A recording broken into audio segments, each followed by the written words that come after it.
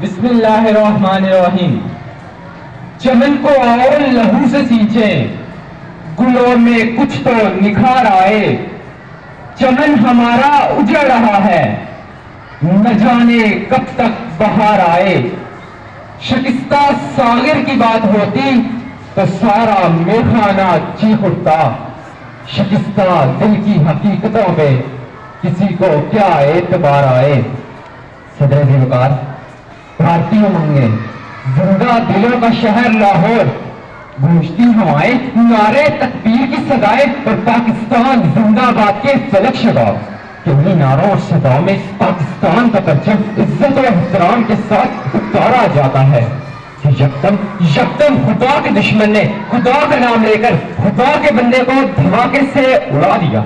علی بکار مقصود انسانی رضا بکھری نظر آتی ہے. وہاں موجود لوگوں کا لہو اس سبز حلالی پرچم پر بھی بڑھتا ہے کہ جسے ابھی عزت و احترام کے ساتھ اتارا گیا تھا. وہاں موجود لوگوں کا لہو دشمن کو للکار رہا ہے.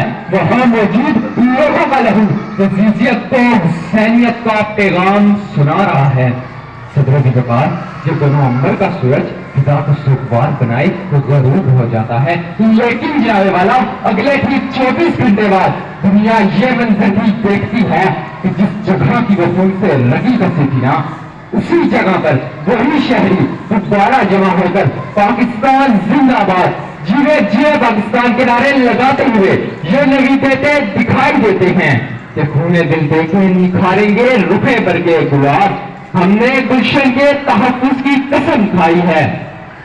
ہاں جناب والا، ہاں، ہم نے گلشن کے تحفظ کی قسم کھائی ہے کہ میں میجر عزیز بھٹی بن کر جیل خانہ کلب میں چائے پینے کا دعویٰ کرنے والوں کے خوابوں کو زمین بوس کرتا ہوں.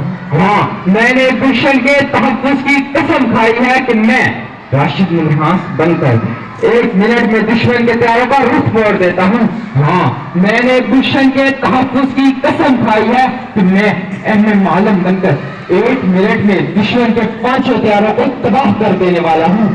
ہاں، میں نے گلشن کے تحفظ کی قسم کھائی ہے کہ جب دشمن اس گلشن کے پھولوں کو کچل دینے کی کوشش کرتا ہے نا، تو میں طاہرہ قاضی کا عادی بن کر دشمن کو للکارتا ہوں. ارے گولی بچوں پر کیوں چلاتے ہو؟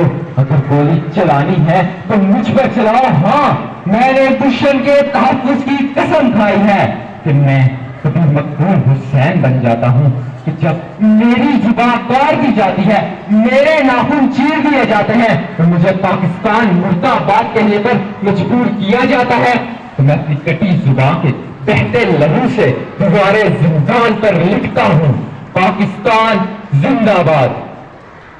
ہم جنہوں گردش کے رخ کو موڑ دیتے ہیں، ہم وہ ہیں جو ظلم کے پنجوں کو توڑ دیتے ہیں. نہ دیکھنا میرے وطن کو میلی نگاہ سے، ورنہ زمانہ گواہ ہے ہم ایسی آنکھیں اکثر پھوڑ دیتے ہیں. شکریہ.